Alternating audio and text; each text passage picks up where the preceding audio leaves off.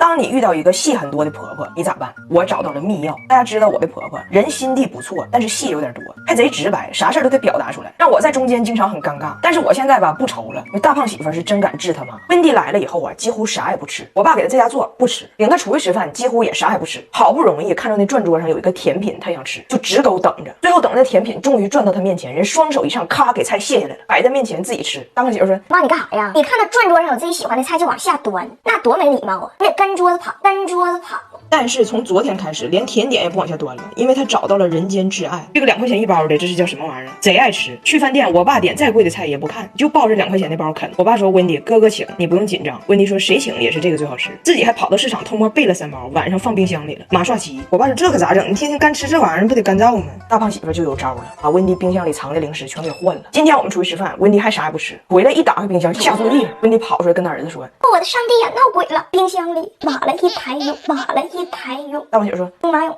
兵马俑。”大胖媳妇教育完他妈挑食，又教育他妈咋做人。前2天我们几个要去室内冲浪，温迪很开心，还以为要穿比基尼呢。咱也不知道外国人是咋回事啊，他们可以不化妆，但必须没有体毛，浑身漂白，脱的溜干净，整的像那个白海豚似的。反正就是要脱，人自己还从加拿大带回来的蜡纸。我爸呢看桌上一沓蜡纸，也不知道啥玩意儿，以为是我的呢，就用了2张给我大姨粘毛了。用完还说这是啥玩意儿？毛下来了，大姨也下来了。温迪回家看着了，你怎么能用我的蜡纸？这合一张$1呢，你用了我2张。我爸说那咋整？我赔你啊。大胖媳妇没事，爸不用管他，我有招。大胖媳妇就想出了一招整他妈。咋回事呢？头一天晚上温迪丢垃圾的时候，把我爸一张很小的电话卡给丢了。那卡是我爸给我们家办 WiFi 的时候人家给的卡，就得用这个卡才能给我们家网充钱。现在卡被温迪丢了，网还用着。我爸本来说你别跟他说了，我去补去吧。大胖媳妇说：“妈妈你过来，你是不是丢个卡？”温迪说：“是啊。”完了，我老丈人本来是公务员，现在让你整成老赖了，欠钱不还，没有信用了。温迪说：“那咋整啊？”大胖媳妇，你想救你的哥哥吗？想，那就不能用网了，得开你热点了。我开热点那不得好几$1分钟啊？那可不止，你这是国际热点，国际热点。这么说吧，我给你传一张照片，得好几百。Later。What is this？ 并没有，高清的。大胖媳妇教育他妈。这件事告诉了我们什么道理？妈妈，谁都会犯错，要学会原谅别人，才能获得别人的原谅。OK。最后我们终于去冲浪了。温迪说：“我这蜡纸也不够了，那我也不买。这国际热点把我开破产了都。咱冲浪是不是这么冲？要不然感谢我就光脱阳面了，阴面扎个辫。没事，温迪，其实你也不用蜡纸，你就用 ULike 这个脱毛仪，脱毛更干净，不留小黑茬。这个美容院同款的蓝宝石冰点头，不会对皮肤造成损伤。你这种怕疼的也可以用。开个智能连闪，窄边框也不容易漏打，10分钟全身都能脱完，还给你配个消毒盒，更卫生。而且吧，它不是短暂的脱干净，是让这个毛发越来越软，长得越来越慢。温迪说：“那这玩意儿就给我吧。”然后就冲浪去了。冲浪时候想起来说：“那我带来蜡纸，我也得带回加拿大，谁也不许碰。”然后他儿子在家就给他发来了视频。有人。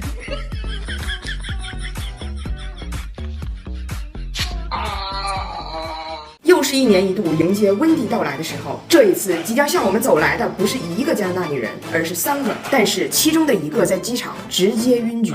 他们的飞机是今天11点58落地北京，我们12点到的，一直等到了2点50，快3个小时过去了，我们都非常纳闷到底发生了什么。大胖媳妇严重怀疑她的妈妈因为托运的费用之类的小事跟谁打起来了，涉及到袭警什么问题被逮捕了，特别焦虑。我们一寻思完了，那就想咋捞人吧。这时候3个加拿大女人热的跟烤地瓜似的就出现在了我们面前。我说咋的了你们？温迪说你扣，也就是大胖媳妇的小妹妹，出了机场就热吐了，等行李的时候都晕过去了。她在机场吐了3次。温迪是第1个过海关的，看完他这个有效签证，他第1脚迈入了中国国土。他后边的女儿刚要过海关的时候热吐了。温迪呢想回来照顾他，但人告诉他他的中国入境签证是单次往返，就是说现在脚迈过去就回不来了。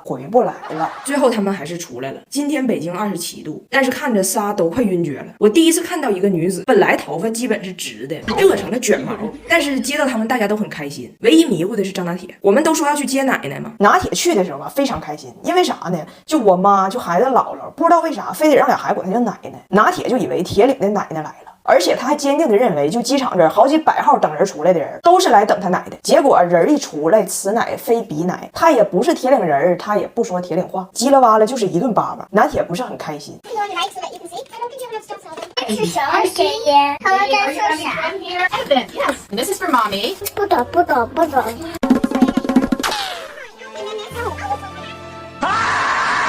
然后继续我们1年1度的壮观流程，那就是送出来自加拿大的礼物。首先，温迪十分隆重的给2个孩子一人一个绚丽的鼠标垫。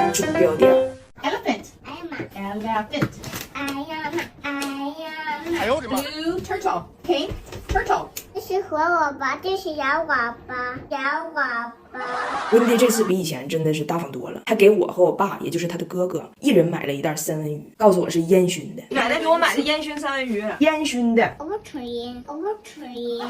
那么熟悉我的观众可能知道，去年温迪来呀，给我妈她的亲家母送了一个碗，大概是义乌产的，卖到了加拿大，又被她买了带回了中国。她把碗送给我妈的时候吧，我妈家里有4个一样的，所以我妈觉得温迪非常不懂事，非常不开心。温迪走之后，我妈跟我说，我告诉你，我就是看白求恩的面子留着他，要不当面我就给砸了。后来我想让我妈消消气儿，我怕她真给砸了，我就把碗给拿走了。温迪跟我们打视频，发现那个碗在我家，问我怎么拿走了我的碗。我说因为我太嫉妒你给我妈的碗太漂亮了，所以我横刀夺爱给抢走了。于是温迪这次来带了2个，跟我说为了保证你不再抢我给你妈妈的礼物，我给你们俩一人买了一个，还是那个店买的。我说这是啥呀？温迪说这个艺术品，你感觉它是啥，它就是啥。我说我感觉它像大号开塞露，大号开塞露。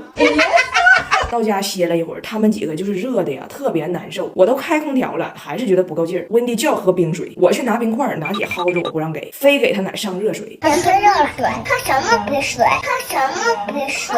一个加拿大人不远万里第一次来到中国，那先让他最爱的东西到底是什么？首先，最欲罢不能的娱乐项目是打扑克。加拿大老人吧也打扑克，就以前呢，温迪的亲生父亲还在世的时候，住在养老院里，温迪经常去看他。他们养老院有一个巨大的房间，棋牌室，好几10桌，也打。但是几乎鸦雀无声，那小护士每小时得进来溜达一圈，看哪个要劲儿过来拉走。到了雅家人邀请他，温迪咱打扑克，温迪以为大概也是加拿大那种氛围呢，结果别管我呀！我出去了，你看这是温迪出去了。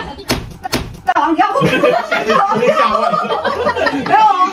温迪这牌要不起的时候，他就不说话。但是我二姨肯定要问你要不要？哎，你要不要？要不要？我就问你要不要？温迪也不吱声。大胖媳妇告诉他妈，这话你得接，他们不接受沉默的投降。来跟我学一句汉语，我要不起，我要不起温迪说啊，我要不起，我二姨啪一砸，要不起，我2勾。你要不要？你要不要？你不要，我10勾圈。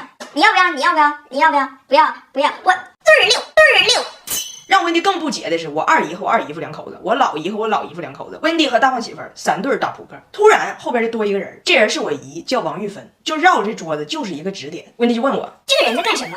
凭什么公然窥探我手中的命运？大胖媳妇说，你刚来没习惯，在这儿你是打扑克，你是下棋呀，后边总撞个卫星，2手一背，小嘴稀碎，主打一个环绕。温迪刚要出牌，这卫星搁他后边啪一下打他一下。你连勾圈改都没有，你管他干啥呀？温迪说，你连牌都没有，你管我干啥？你管我干啥？然后另外2对哈，就我二姨我老姨他那2对，人家都2口子彼此支招复盘干扰别人。温迪跟他儿子一伙，那就是互相往绝路上干，不懂团队作战的精神。加拿大人手撕加拿大人，给那个卫星气的是掐温迪。你看这牌出的，你走了，你给你儿子憋那了，你咋自己走了呢？温迪说，我签证到了呗，我得自己走了呢。我儿子人也不想跟我走啊，人也不想跟我走啊。这是娱乐项目，吃的上最怕去饭店，最爱去农贸市场。他觉得饭店8个人14道菜简直是原罪，尤其知道我们家新换了冰箱，那更是大肆在农贸市场囤货呀。农贸市场多好，温迪最爱的东西是淀粉肠。大胖姐说你加个鸡腿，温迪说我要不起，但是最后迷上了东北烤鹌鹑，因为它4块钱一个，温迪买了10个，现场吃了5个，剩5个放在了保鲜盒里面，带回了北京。娘俩回到我家5分钟没找着冰箱，我说西门子真全件冰箱做到和橱柜一体化设计，这冰箱无冷凝水技术，可以防止水分聚集，橱柜也不发霉。全件冰箱有3种冷藏冷冻的箱体，可以根据自己需求搭配。2个不同湿度的抽屉分储，3倍延长食物保鲜。然后温迪走之前，我爸领他去爬景山了。到了景山顶上，我爸说：“你看这里可以俯瞰整个故宫的全景，感受一下这个紫禁城的宏伟。”温迪说：“景山是免费的，那故宫呢？”我爸说：“故宫收门票啊，60块钱。”温迪说：“那我觉得在这儿看就行了。”我爸说：“你不想看看故宫吗？”温迪说：“我要不起，我要不起。”然后我爸给解释说：“你知道吗？景山当年这个崇祯皇帝啊，以前也住在故宫里，后来这个清军来了，他就被逼到了景山上。回头啊，再看了一眼故宫，然后就了结了自己的一生。温迪说：“因为故宫管他要门票啊，他也要不起，他也要不起。”